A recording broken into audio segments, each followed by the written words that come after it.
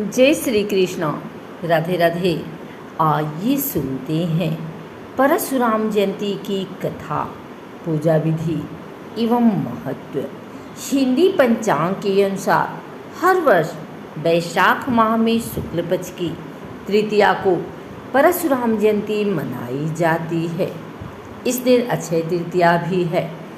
सनातन शास्त्रों के अनुसार वैशाख माह में शुक्ल पक्ष की तृतीया को जगत के पालनहार भगवान विष्णु जी परशुराम के रूप में पृथ्वी लोक में अवतरित हुए थे। अतः इस तिथि पर परशुराम जयंती मनाई जाती है। यह पर्व देश भर में हर्षोल्लास के साथ मनाया जाता है। कई जगहों पर शोभा यात्रा का भी आयोजन किया जाता है। धार्मिक मान्यता है कि इस दिन भगवान परशुराम की पूजा उपासना करने से साधक को अमोघ फल की प्राप्ति होती है। आइए सुनते हैं पूजा विधि और कथा। सनातन शास्त्र के अनुसार चीरकाल में महिष्मती नगर में क्षत्रिय नरेश सहस्त्रबाहु का शासन था। राजा सहस्त्रबाहु क्रूर और निर्दयी था। उसके अत्याचार से प्रजा में त्राहिमाम मच गया। लोग अपने राजा से निराश और हताश थे। उस समय माता पृथ्वी जगत के पालनहार भगवान विष्णु के पास गए। माता पृथ्वी के आने का औचित्य श्री हरि को पूर्व से ज्ञात था। इसके लिए माता पृथ्वी को आश्वासन दिया कि आने वाले समय में सहस्त्रबाहु के अत्याचार का अंत अवश्य होगा। जब जब किसी अधर्मी द्वारा धर्म पतन करने की कोशिश की जाती है, उस समय धर्म स्थापना के लिए मैं जरूर अवतरित होता हूँ।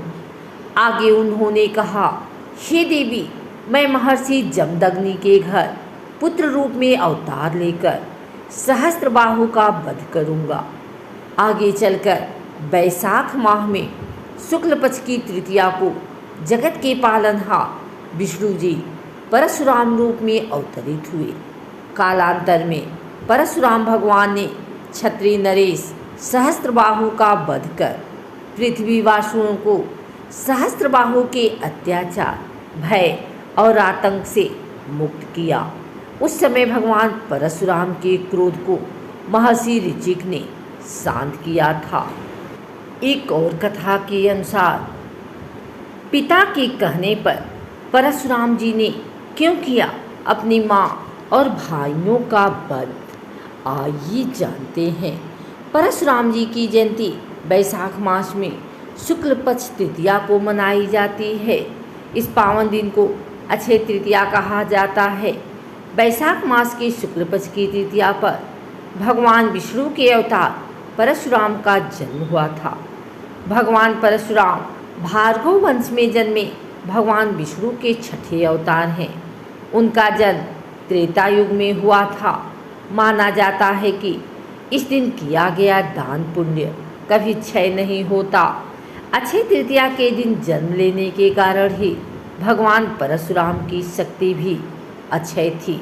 इतना ही नहीं, इनकी गिनती तो महर्षि वेदव्यास, अश्वत्थामा, राजा बलि, हनुमान, विभीषण, कृपाचार्य, ऋषि मार्कंडेय सहित उन 8 अमर किरदारों में होती है, जिन्हें कालांतर तक अमर माना जाता है।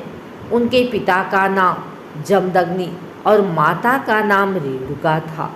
पौराणिक ग्रंथों में वर्णित है कि भगवान परशुराम अत्यंत क्रोधी स्वभाव के थे। इनके क्रोध से देवी देवता भी थरथर काँपते थे। धार्मिक मान्यता के अनुसार एक बार परशुराम ने क्रोध में आकर भगवान गणेश का दांत तोड़ दिया था। वही पिता के कहने पर उन्होंने अपनी माँ को भी मार दिया था। इस दिन भगवान विष्णु के परशुराम अवतार की पूजा करने से शौर्य, कांति एवं ऐश्वर्य प्राप्ति होती है। शत्रुओं का नाश होता है। श्री विष्णु अवतार भगवान परशुराम पराक्रम के प्रतीक माने जाते हैं। वह अपने माता पिता के परम आज्ञाकारी पुत्र थे। पौराणिक कथा के अनुसार एक बार परशुराम की माता रेणुका जल लेने नदी पर गई। वहाँ उन्होंने गंधर्व राज चित्ररथ को जल में अप्सराओं के साथ देखा और कुछ देर वहीं ठहर गई। उस समय माता रेणुका के मन में विकार उत्पन्न हो गया था। अचानक उन्हें याद आया कि उनके पति के हवन का समय हो रहा है और वो तुरंत जल लेकर घर पहुंची।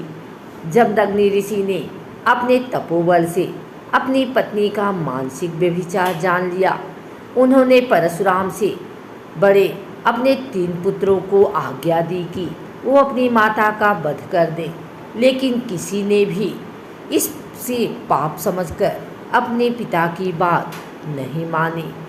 अंत में ऋषि ने परशुराम को अपनी माता का वध करने की आज्ञा दी।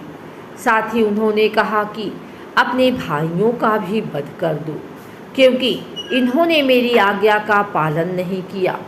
परशुराम ने पिता की आज्ञा का पालन करते हुए अपनी माता और भाइयों का वध कर दिया। पुत्र की पितृभक्ति देख जमदग्नि ऋषि प्रसन्न हुए और उन्होंने परशुराम से वर मांगने को कहा। परशुराम अपने पिता का तपोबल जानते थे। उन्होंने अपने पिता से अपनी माँ और भाइयों को पुनर्जीवित करने का वरदान मांगा। उन्होंने पिता से मांगा कि उनकी माँ और भाई ऐसे जीवित हों जैसे कि निद्रा से जागे हों और उन्हें इस बात का स्मरण न रहे कि मैंने उन्हें मारा था। जमदग्नि ऋषि के तपोबल से ऐसा ही हुआ। पुत्र की तीव्र बुद्धि को देख ऋषि ने उन्हें ख्याति और अस्त्र शस्त्र में निपुणता का भी वरदान दिया।